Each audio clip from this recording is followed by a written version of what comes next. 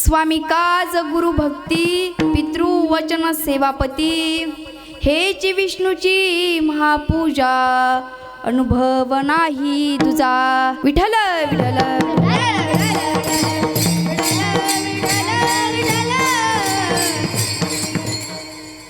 प्रस्तुत प्राप्त प्रसंगी कीर्तन रूपी सेविकता निवडलेला अभंग कर्तुम अकर्तुम अत्यंत कर्तुम भगवान पंढरीशी पांडुरंग परमात्म्याचे लाडकी लडी वाळभक्त ज्यांनी जगाचा संसार सुखाचा होण्याकरिता स्वतःच्या संसाराची राख रांगोळी करणारे जगद्गुरु तुकोबराय यांचा 4 चरणाचा उत्कृष्ट असा अभंग आजच्या कीर्तन रूपी सेवेकरता निवडलेला आहे विठ्ठल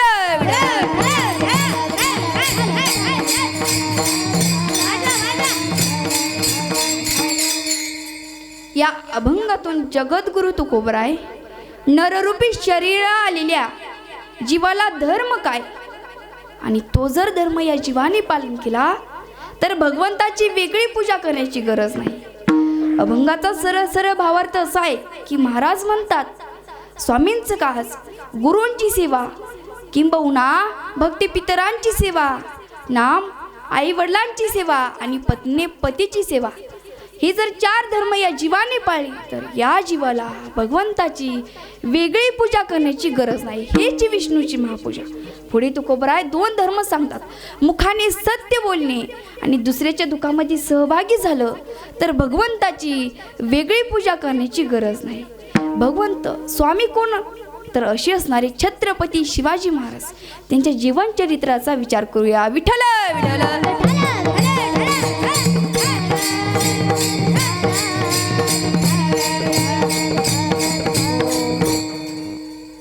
समुद्रात समुद्र लाटा लहरी त्यात पुणे जिल्ह्यात इंदापूर तालुका निसर्गरम्य वातावरण निमगाव माझे गाव आणि शिवरायांच्या चरित्राला सुरुवात करते ज्ञानेश्वरी होनमाने माझे नाव विठ्ठल विठ्ठल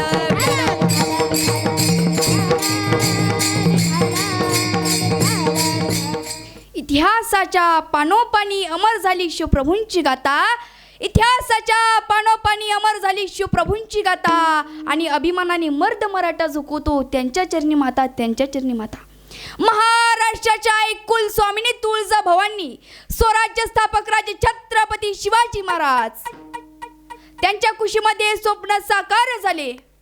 त्या राष्ट्रमाता महासाहेब जिजाऊ त्यांनी स्वप्न खांद्यावर पेलेलं ते धर्मवीर संभाजी महाराज त्यांच्या चरणी त्रिवार मानाचा मुजरा करते। सह्याद्रीच्या दऱ्याखोऱ्यात अंधार पसरला होता। ती दीनजलित जनता अंधारात खितपत पडलेली होती आणि त्या दीनजलित जनतेला ज्ञानाचा उजेड देण्यासाठी जुन्नर तालुक्यात एका फिरत्या सूर्याचा जन्म झाला आणि तो सूर्य सह्याद्रीचा छावा झाला। सूर्य अस्ताला गेला सायंकाळ झाली सूर्याची अनेक किरणे शिवनेरी पडली। 19 फेब्रुवारी हा दिवस समर झाला। या तर दिवशी महासाहेब जिजाऊंच्या पोटी बाळ शुभा जन्माला आला। एकच राजा इथे जन्मला शिवनेरी किल्ल्यावर एकच राजा इथे जन्मला शिवनेरी किल्ल्यावर माझ्या राजाचं नाव गाजते रायाचं नाव गाजते माझ्या देवाचं नाव गाजते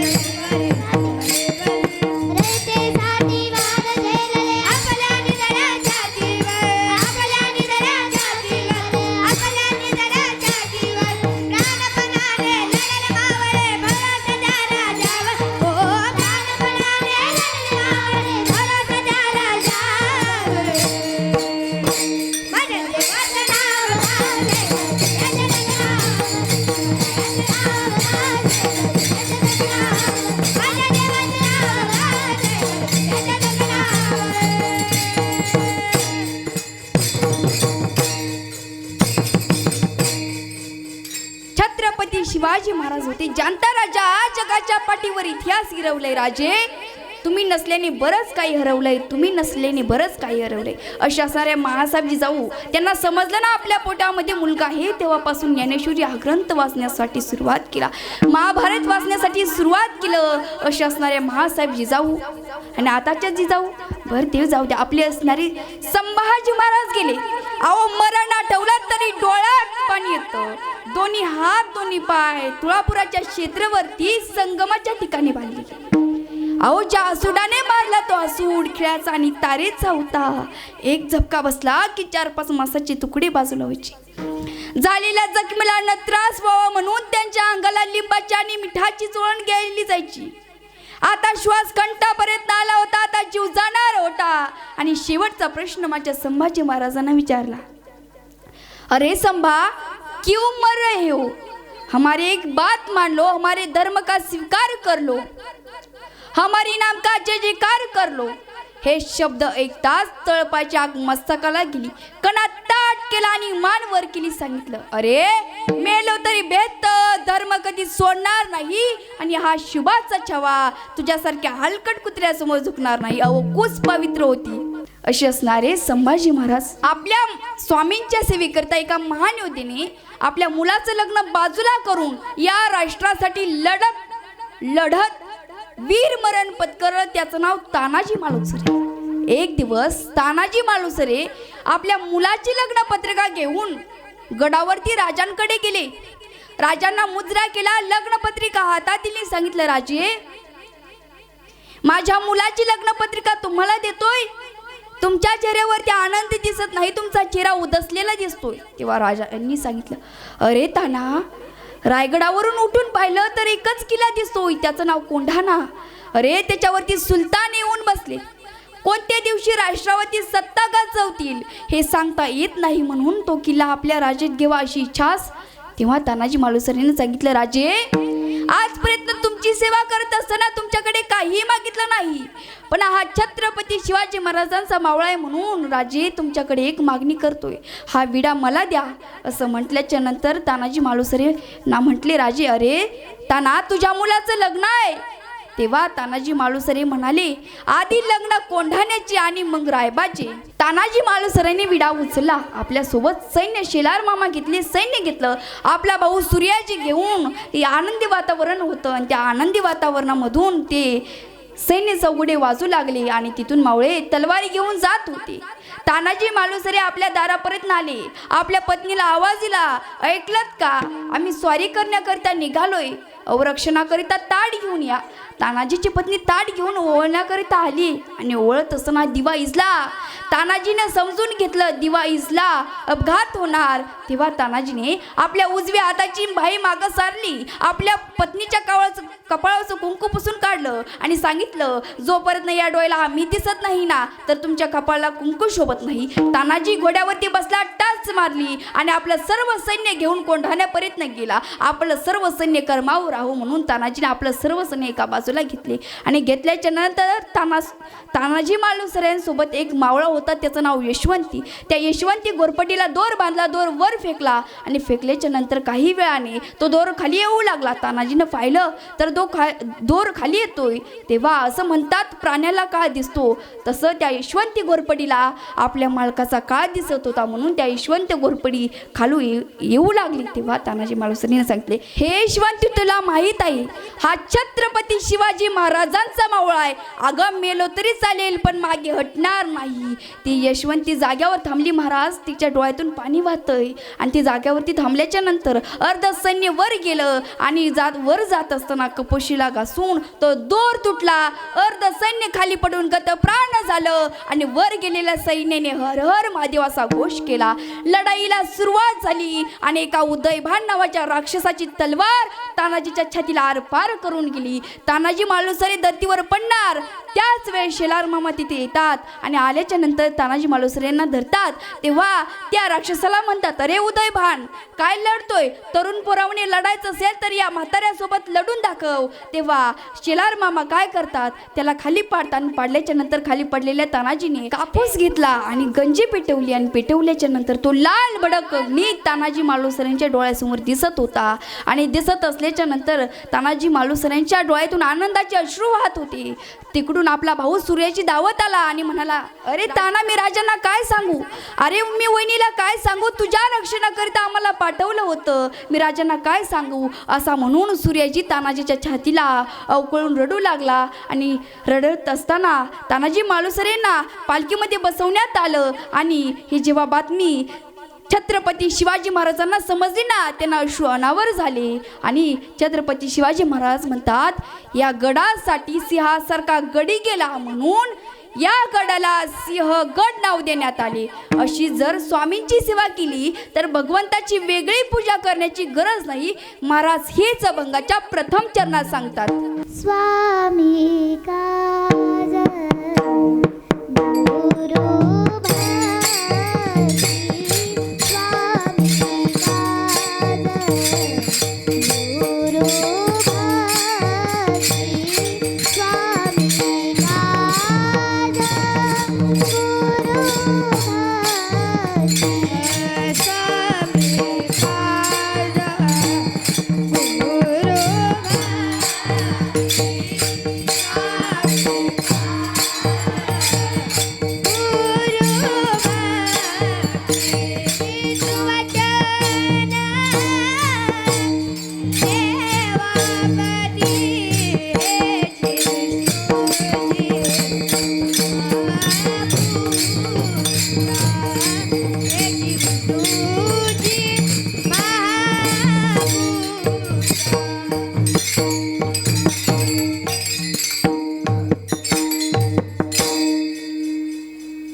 जीवनामध्ये प्रत्येकाने गुरु करावा असं मी नाही तर शास्त्र सांगते. जीवनामध्ये ज्याने गुरु केलं नाही त्याचं जीवन गुरासारखं आहे, पशुतुल्य आहे. आपलं सोडा जगाचा मालक प्रभू राम विष्ट भगवान श्रीकृष्ण संदीपक यांनीही गुरु केला. जगाला धडा घालून देण्यासाठी प्रत्येकाने गुरु करावा. गुरु कशा असावे, विचारसागरात वर्णन आहे. क्षेत्रीय ब्रह्मनिष्ठा कृपाळू गुरु जीवाला अथवा शिष्याला परमार्थ मार्गास लावतात. भक्ती ज्ञान वैराग्याचा उपदेश करून देतात. म्हणून प्रत्येकाने गुरु करावे. गुरूंची भक्ती कशी असावी तर गोदावरीच्या काठी वेद धर्म नावाचे गुरु राहत होते. त्यांना अनेक शिष्य होते. गुरूंनी सांगितलं, हे पहा मुलांनो, मी पूर्वकर्मानुसार अंधळा होणार आहे, माझ्या अंगाला कोडे फुटणार आहेत, माझ्या अंगामधून दुर्गती निघणार आहे. हे भोग भोगण्याकरिता मी काशीच्या मनकर्णिका घाटावर जाणार आहे. तर माझी सेवा करण्याकरिता माझ्यासोबत कोण कोण येईल. तेव्हा सर्व शिष्याने माना खाली घातल्या. संदीपक म्हणाला, गुरुजी मी येतो. असं म्हटल्याच्या नंतर तो गुरूंबरोबर गेला आणि गेल्याच्या नंतर गुरूंची न कंटाळता सेवा करू लागला. आणि सेवा करत असताना त्याच्या सेवेवर भगवान शंकर प्रसन्न झाले. आणि झाल्याच्या नंतर भगवान शंकर म्हणतात, हे संदीपक, मी तुझ्या गुरु सेवा प्रसन्न झालोय, बोल तुला काय पाहिजे. तेव्हा संदीपक वेद धर्म गुरुकडे गेला आणि म्हणाला, भगवान शंकर सेवेवर प्रसन्न झाले, मग त्यांच्याकडे असं मागू का आपण त्यांच्या विरोधी व्हावे. तेव्हा वेदधर्म म्हणाले, तुला माझ्या सेवेचा कंटाळा आलाय का. असं म्हटल्याच्या नंतर त्यांनी भगवान शंकराकडे काहीही मागितलं नाही. काही दिवसांनी भगवान विष्णू प्रसन्न होतात आणि म्हणतात, ए संदीपक, मी तुझ्या गुरु सेवे प्रसन्न आहे, बोल तुला काय पाहिजे. असं म्हटल्याच्या नंतर संदीपक म्हणतो, मला काही नाही पाहिजे, माझ्या गुरूंच्या चरणावर जशी निष्ठा आहे ना तशीच माझी निष्ठा असू द्या. आणि त्याचे गुरु त्याला भवसागरातून पार करतात. अशी जर गुरूंची सेवा केली तर भगवंताची वेगळी पूजा करण्याची गरज नाही. विठ्ठल विठ्ठल.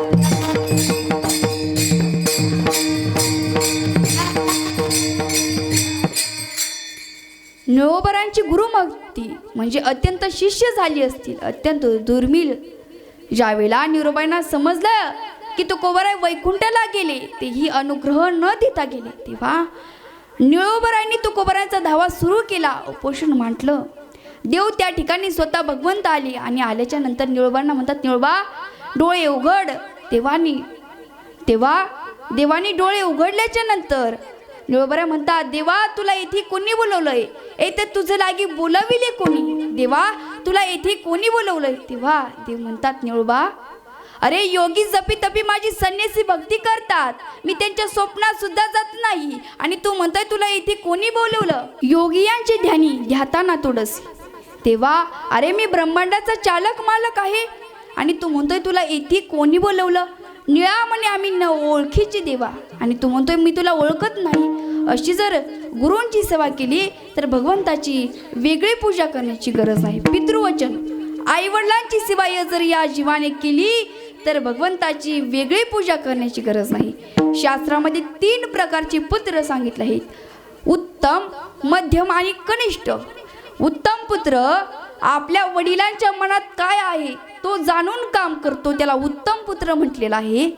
मध्यम पुत्र असा आहे की तो आई वडिलांनी सांगितल्याच्या नंतर काम करतो. आणि कनिष्ठ मुलगा असा आहे की वडिलांनी सांगितलं तरीही काम करत नाही. एका माणसाला 3 पुत्र होते. तो एका ऋषींकडे गेला आणि म्हणाला, या 3 मुलांमध्ये उत्तम, मध्यम आणि कनिष्ठ मुलगा कोणता, मला कृपा करून सांगा. असं म्हटल्याच्या नंतर त्या ऋषींनी 2 दिवस त्या मुलांना आपल्या घरी ठेवल्याच्या नंतर त्या तिघांना एक एक केळ खाण्याकरिता दिली. आणि त्या ऋषींचं लक्ष होतं की केळ खाऊन साल कोठी टाकतात. एका मुलाने केळ खाल्ली, साल रस्त्यावर टाकली, रस्त्यावरून 2 माणसं येताना घसरून पडली. दुसऱ्या मुलाने केळ खाल्ली, साल कचऱ्यामध्ये टाकली. तिसऱ्या मुलाने केळ खाल्ली आणि साल आपल्या शेजारी असणारी गाय तिच्या मुखामध्ये दिली. मग काही दिवसांनी त्या मुलाचे वडील आले आणि आल्याच्या नंतर त्या ऋषीने सांगितलं, ज्या मुलाने केळ खाऊन साल रस्त्यावर टाकली, रस्त्यावरून येताना 2 माणसं घसरून पडली, तो मुलगा कनिष्ठ आहे. ज्या मुलाने केळ खाऊन साल कचऱ्यामध्ये टाकली तो मुलगा मध्यम आहे. आणि ज्या मुलाने केळ खाऊन साल आपल्या शेजारी असणारी गाय तिच्या मुखामध्ये दिली तो मुलगा उत्तम आहे. उत्तम पुत्राची व्याख्या शास्त्रामध्ये आलेली आहे. उत्तम पुत्र नरकाच्या माध्यमातून आपल्या पितरांना तारतो, त्याला पुत्र म्हणलेला आहे. पुन्हा तो नरकात यस्मात त्रायते पितर सुत तस्मात पुत्र इति प्रोक्त स्वयमेव स्वयंभुवाः. म्हणून एकच गुणी पुत्र असावा. 100 पुत्राची काय कामे.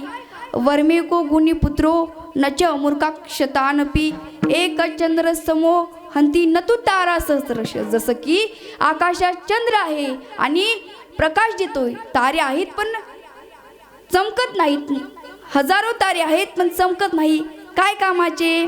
तुकोबरा म्हणतात, पुरी एकची पुत्र माय पोटी हरी स्मरणे उर धरे कोळे कोटी. तुका म्हणे हरीशी विनमुख गांधारीचे उदरी शतमुखी. विदुराने धृतराष्ट्राला सांगितलं, आपला खूप पुत्र दुर्योधन त्याच्यावर नियंत्रण ठेव, नाहीतर हा सर्व पुत्रांचा नाश करील. पण आंध्र्या धृतराष्ट्राने ऐकलं नाही व सर्व मारले गेले.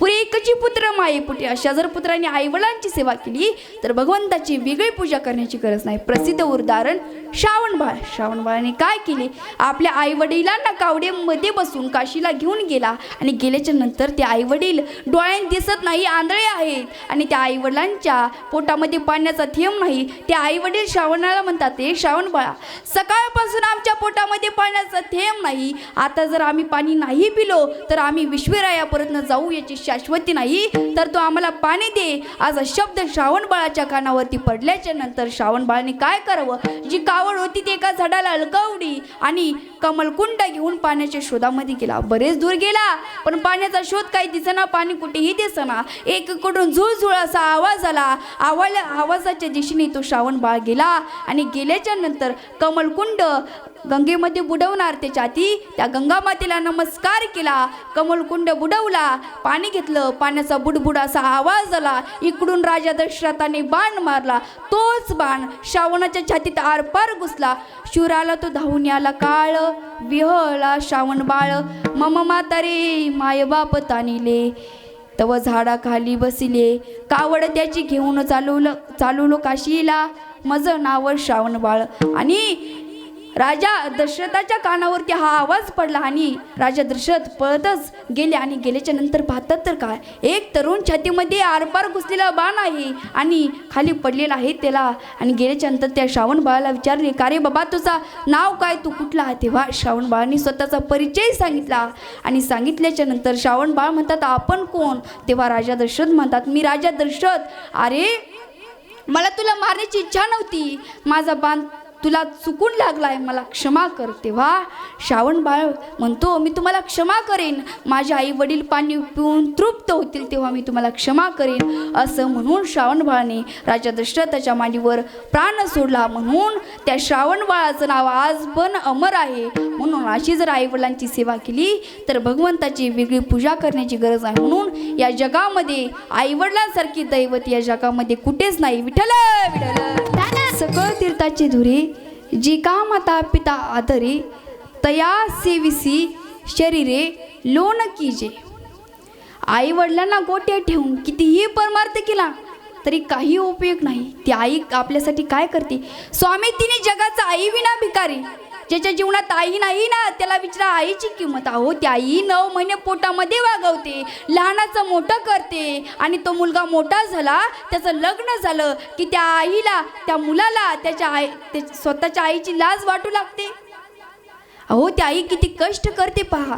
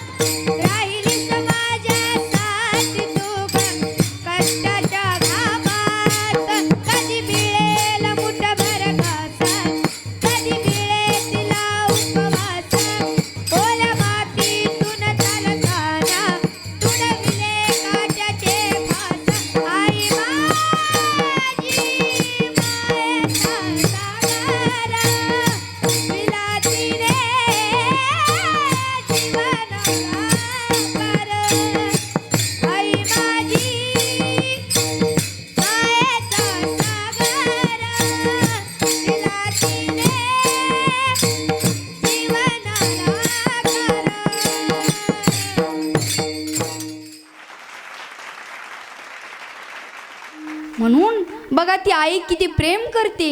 आई नावाची वाटते देवाला ही नवलाई, आई नावाची वाटते देवाला ही नवलाई. म्हणून तर पंढरीचा पांडुरंग परमात्मा म्हणाला स्वतःला विठाई अशी ती आई. अहो वरची सरस्वती माता जरी आली ना खाली आणि तिचे उपकार लिहायला बसली ना तरी ते उपकार लिहिता येणार नाही, एवढी ती आई महान श्रेष्ठ आहे. ऐशी कळवळ्याची जाती करीला भावी नाही प्रीती अशी ती आई. अहो काय काय म्हणतात, माझ्या बायकोचं माझ्या खूप प्रेम आहे. कुठपर्यंत प्रेम करते? जोपर्यंत पगार येत नाही तोपर्यंत प्रेम करते.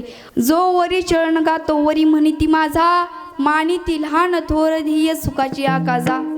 या महाराष्ट्राचं संरक्षण घडवणारा शूरवीर राजा जन्माला आला छत्रपती शिवाजी महाराज. त्याला कारण फक्त आई आहे. भगवान नृसिंहांनी अवतार घेतला, पण इथं फार विचित्र घडलंय. मला सांगा, ज्वारीचं बीज पेरलं तर काय उगवते? ज्वारी आंब्याची झाड लावलं तर काय उगवतो आंबा. मला सांगा हिरण्यकशिपू कोण होता तर राक्षस, पण पुढे भक्त म्हणून जन्माला आला. पण आता इथं मुलगा बापाला बाप म्हणायचा नाही, त्या बापाने काय मुलाचं गोड मारलं हेच मला काय कळत नाही. म्हणून नारदांच्या नामचिंतनाचा परिणाम त्या गर्भावती झाला आणि पुढे भक्त प्रल्हाद महाराज जन्माला आली. अशी असणारी ती आई तो बाप किती कष्ट करतो, उन्हात राब राब राबतो, हाडाची काढ करतो, रक्ताचं पाणी करतो, पण तुम्ही आमच्या शेतकरी बापाला कधी समजूनच घेतलं नाही. अहो किती कष्ट करतो तो बाप. अहो मुलगा जर 10वी मध्ये पास झाला तर पेड्याचा बॉक्स घेऊन येतो आणि आईला म्हणतो, ए आई मी पास झालो ग. पण त्या घरात त्या दरवाजापाशी गुडघ्याची चूल आणि मस्तकाचं पातेलं करून बसलेला तो आमचा बाप दिसत नाही. अहो त्याच पेढ्याच्या बॉक्सच्या पैशासाठी उन्हामध्ये घामाचा थेंब पाडणारा तो बाप आमचा कधी तुम्ही समजूनच घेतला नाही. म्हणून माझ्या शेतकरी बापाला कधीतरी समजून घे जा. विठ्ठल विठ्ठल.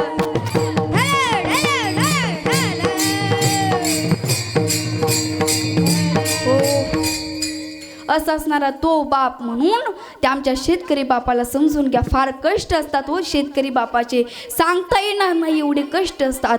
पण आई म्हणते बाळा हे करू नको बाबा मारतील, आई म्हणते बाळा हे करू नको बाबा बांधतील. म्हणून तो मुलगा आपल्या मेमरीमधून बाप हा नावाचा शब्द काढून टाकतो. आजकालची अशी मुलं आहेत त्या आईकडे जातात, फक्त आईला काय असतं, आईला मुलांनी कितीही नकरी करू द्या, कितीही काय करू द्या, त्या मुलाला त्या मुलगा तो आईला जवळ वाट. म्हणून त्या मुलाने बाप हा नावाचा शब्द आपल्या डोक्यामधून काढून टाकलाय. म्हणून मी म्हणते आपल्या शेतकरी बापाला कधीतरी समजून घ्या. बाप करी जोडी लेकराची ओढी, आपली करुंटी वाळवुनी. तुमचं आमचं सोडा जगाचा मालक परमात्मा पंढरपूरला आला कशाकरिता तर ते झाली साकार पुंडलिका. पुंडलिकाच्या भावार्थ गोकुळी हुने येता जाता निज प्रेम भक्ती भक्त्या घ्या घ्या ऐसे म्हणत असे. म्हणून पत्नीने आपल्या पतीची सेवा केली पाहिजे. या जगामध्ये 5 पतिव्रत आहेत. अहिल्या द्रौपदी सीता तारा मंदोदरी तथा पंचकम नामस्वरे नित्य महापातक नाशनम. या जगामध्ये 5 पतिव्रतामध्ये श्रेष्ठ जर कोण असेल तर ती आहे मंदोदरी.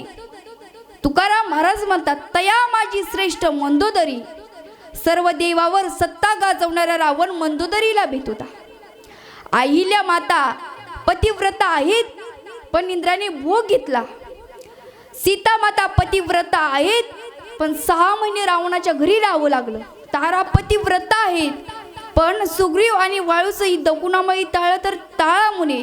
म्हणून जीवनामध्ये काम काय, नित्य महापातक न शहनम.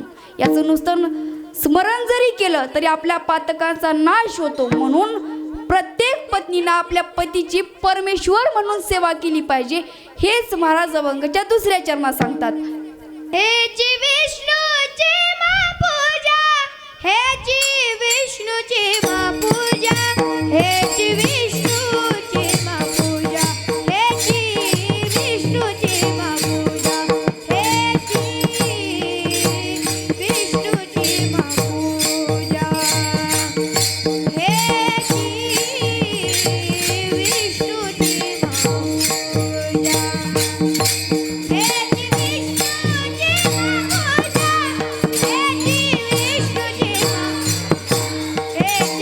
विष्णूचे महापूजा.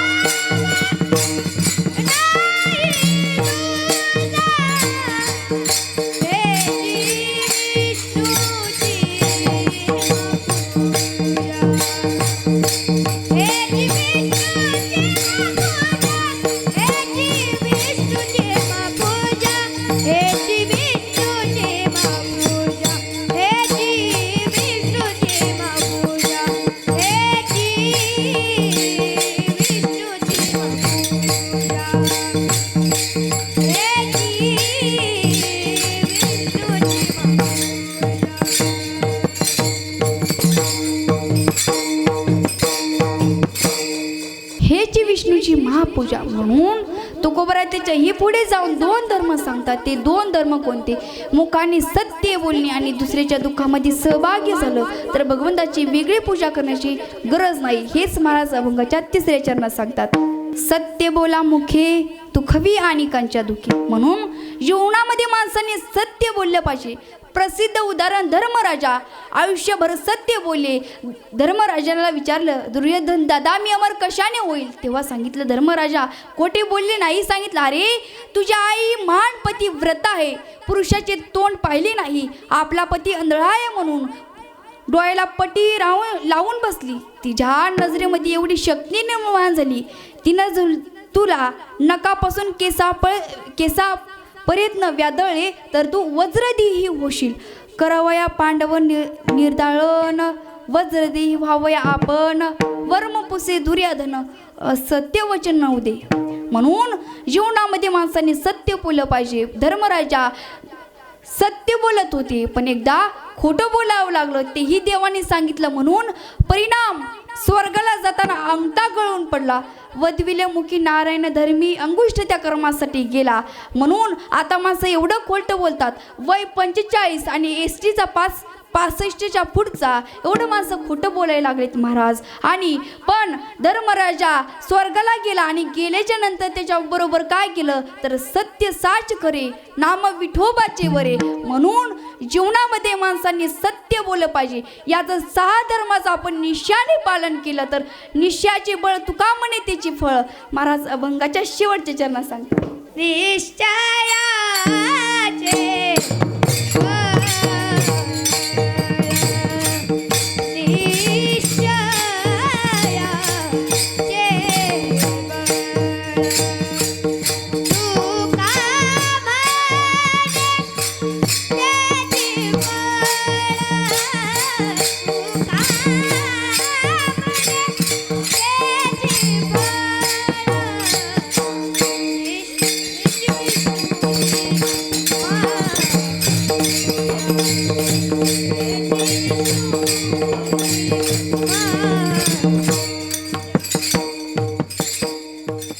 निश्चयाचे बळ तुका म्हणे त्याचे बळ. बळाचे अनेक प्रकार आहेत. नायमात्मा बलहीनेन लभ्यते.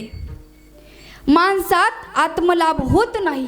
म्हणजे बळ, आता बळाचे प्रकार आहेत. एक व्यवहारिक बळ आणि एक सत्तेचे बळ. ज्याच्याजवळ भरपूर सत्ता आहे त्याला समाजात सर्वजण मानतात.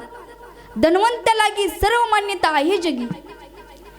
संपत्तीचे बळ, ज्याच्याजवळ भरपूर संपत्ती आहे त्याला समाजात सर्वजण मानतात आणि सत्तेकरता समाजात स्पर्धा सुरू झाल्या आहेत. बुद्धीचे बळ, ज्याच्याजवळ बुद्धी आहे ना तो काही काम न करता चांगले जीवन जगू शकते. शक्तीचे बळ, ज्याच्याजवळ भरपूर शक्ती आहे ना तो मोठमोठी कामे करू शकतो. आणि भीमदादाला 10,000 हत्तीचे बळ होतं. विचारली वाट असते शिंत बुद्धी पुढे बळ तृणतुल्य. निश्चयाच्या बळाने अनेकांनी देव ताबडतोब मिळाला. पण नारद मुनींना देव मिळवण्याकरिता 2 जन्म घ्यावे लागले आणि पुंडलिकाने एकाच जन्मात आई वडिलांची सेवा केली.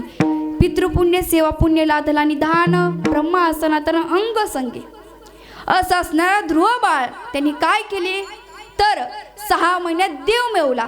त्या ध्रुव बाळ काय केलं तर आपल्या बाबाच्या मांडीवर बसला आणि बसल्याच्या नंतर त्या सावत्र आई आली आणि त्या सावत्र आईने त्या मुलाला खाली मांडीवर ओढलं आणि सांगितलं, तू जर माझ्या पोटी जन्म घेतला असता तर तुला बाबाच्या मांडीवर बसण्याचा अधिकार होता, त्या अर्थी तुला बाबाच्या मांडीवर बसण्याचा अधिकार नाही. असं म्हटल्याच्या नंतर तो 5 वर्षाचा ध्रुव बाळ आपल्या आईकडे रडत गेला आणि आईला म्हणाले, ए आई, मला बाबाच्या मांडीवर सावत्र आईने बसून दिले नाही ग.